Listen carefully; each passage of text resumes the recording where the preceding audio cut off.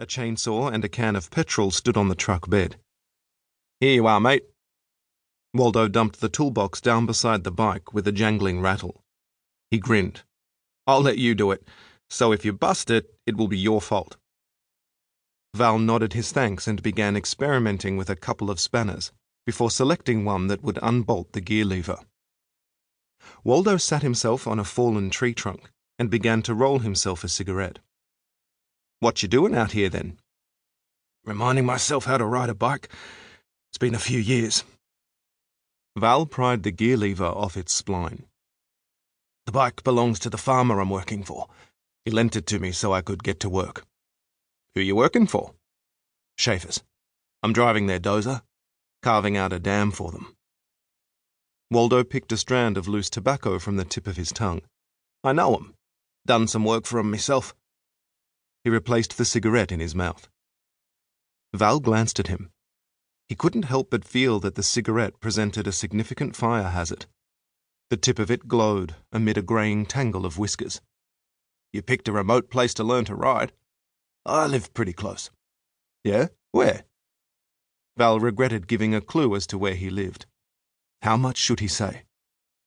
He inspected Waldo briefly, came to a decision, and said, "I live on Schaefer's old houseboat. It's moored on the river opposite their property."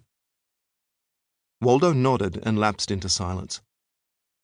The only noise came from the forest, notably from querulous minor birds harassing a kookaburra. Waldo finished his cigarette and wandered over to the truck. He hefted the chainsaw from the tray, sketched a wave, and set off into the forest, leaving Val to his own devices. Val locked the gear lever into the vise on the front of the truck and rummaged in the toolbox for something that would straighten it. He could hit it with a hammer, but instead chose to use a length of 2-inch water pipe. It would allow more precision and cause less stress. Val slipped it over the end of the lever and pulled hard. 10 minutes later, he was satisfied the lever was straight.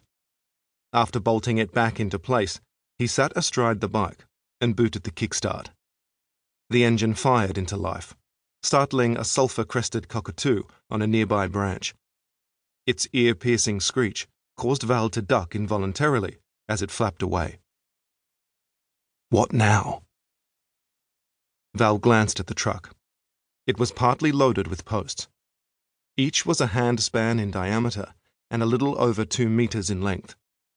He could hear Waldo's chainsaw howling in the distance.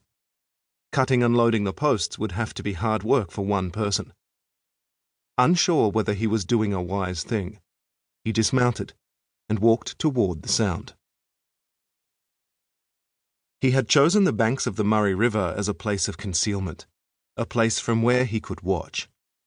The mighty river snaked its way through the dry mallee scrub, bringing a ribbon of stately red gums and dark, flood-irrigated farmland.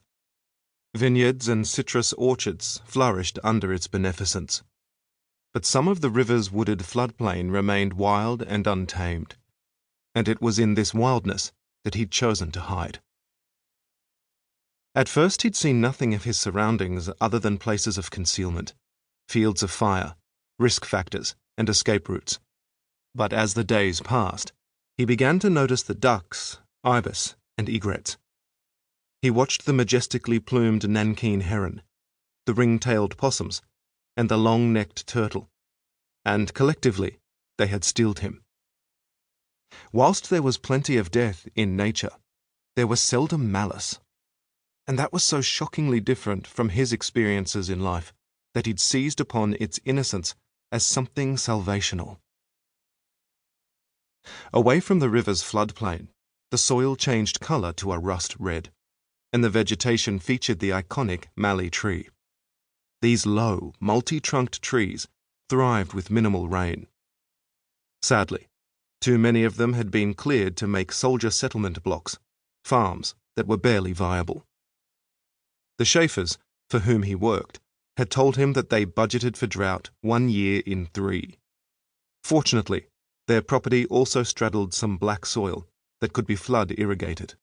As Val crunched through the leaf litter, he reflected on the 2 weeks he'd lived along the river in secret.